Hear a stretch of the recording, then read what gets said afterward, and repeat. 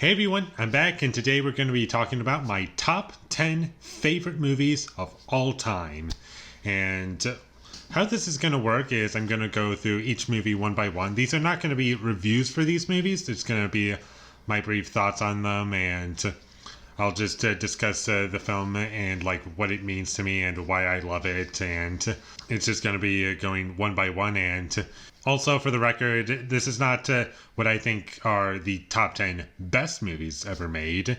There is one movie in this list that I would consider to be probably the best movie I ever made out of everything that I've seen, but we'll talk about that when I actually get to it.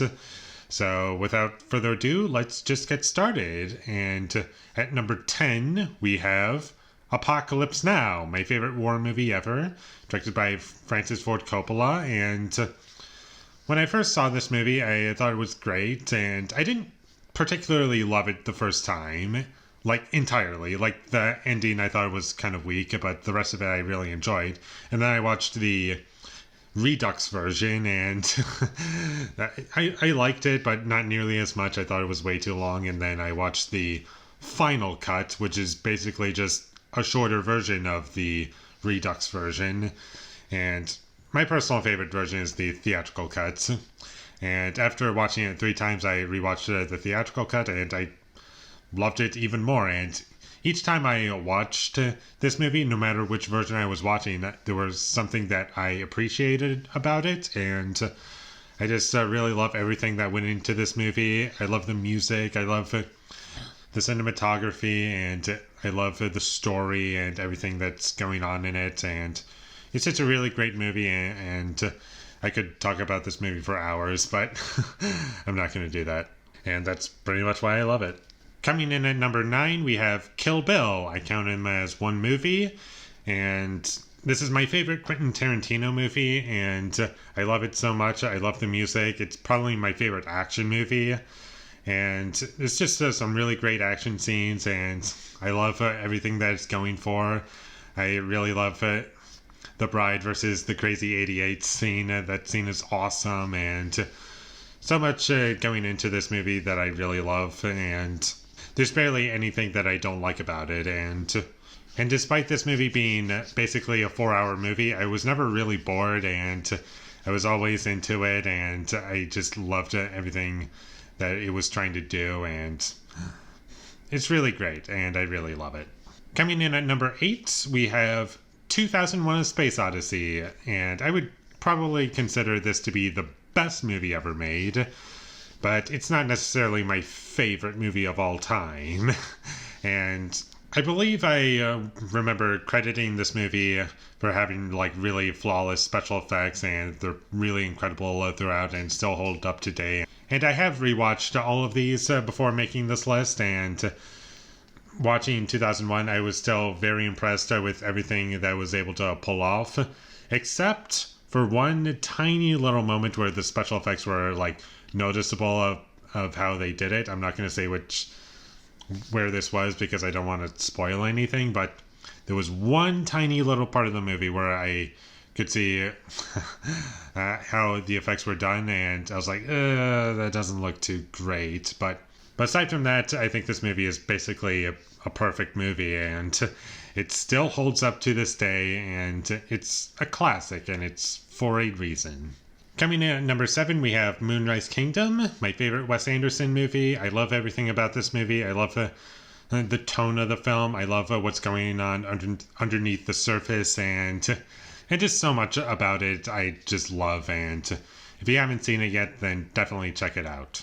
Coming in at number 6, we have Suspiria The Remake from 2018, directed by Luca Guadagnino. And this is the only thing I've seen from this director, and I really love it. And it's my favorite horror movie in terms of movies that are trying to scare you and like holding on to the basic definition of a horror movie, kind of. It's also kind of an art film, and there's really great performances in it. Dakota Johnson, easily my favorite performance from her. Tilda Swinton is amazing in it. Mia Goth and Chloe Grace Moretz, and just everyone does an amazing job. And if you haven't seen it, then definitely give it a watch. Coming in at number 5, we have Black Swan, directed by Darren Aronofsky, my favorite movie from him. And rewatching this movie, I was actually kind of surprised as to how much it has like horror elements going on in it. And from memory, I remembered it being like an art film and like having really great scenes in it and having a really satisfying third act. But rewatching it, I was surprised as to like how much more I got out of it. And there were loads of scenes that I really loved. I can basically remember the entire movie right now, and it's easily like one of my favorites now. And I'm really happy that I watched it, and I've seen it a few times now, and I can watch it many, many times more. Moving on to number 4 is The Lighthouse. And you could argue this is a horror movie. I would say it's a horror comedy movie because it's kind of going for both of those. And if we're talking like movies that are trying to blend genres together and not just try and be a horror movie, then The Lighthouse would be my favorite horror movie. But in terms of like movies that are going for horror as like the main objective, as like mainly trying to scare you and like have other elements going on, but mostly trying to scare you, like that's the core of the movie, then Suspiria is my favorite horror movie. It gets kind of complicated as to like which one I like better in terms of like a horror movie. It kind of depends on your definition of a horror movie. But this movie I've seen multiple times. I rewatch it at least once a year, and each time I watch it, I love the music so much, and I love the performances. Robert Pattinson, it's easily my favorite movie that he's been in, and Willem Dafoe is excellent, and it's really well shot, and the horror that it builds up to is great. The comedy is really funny, and I just love almost everything about it, if not everything about it. Coming in at number 3, we have Her, directed by Spike Jonze. And I've seen this movie twice, and the first time I watched it, I immediately fell in love with it, and it grabbed me. It's like pulled out all of the emotions that I wanted from a film like this, and it makes you feel happy. Sometimes it makes you feel sad, and it does all these different things, and it's a really great experience for me, and I just loved watching it, and there isn't really anything that I didn't like about it. Coming in at number 2, we have A Clockwork Orange, another Stanley Kubrick movie. He's my favorite director, so obviously I would have at least one of his movies in my favorites of all time list. And I know that a lot of people try to like limit themselves to just one movie from each director, but I can't do that. I have to I kind of cheat and like include a couple of his movies at least, because I just love what he does. I love his movies for a reason. And if the Suspiria remake never existed, I would include The Shining in my top 10 favorites of all time list, and that would be my favorite horror movie. And I just don't know what to say. I love his movies so much. He has so many movies that I rate 10 out of 10, and A Clockwork Orange is no exception. And I just love what it's going for. I love the tone, the music, what it like it being a character study, and I love how it like dissects everything that you would want from a movie like this. And there's so much to soak in about the movie, and there's just always something to take in from this movie, and it's never boring to me, and I just think it's one of his best movies. And if you haven't seen this movie, then definitely check it out. It's not for everyone. It is pretty out there, but I still love it.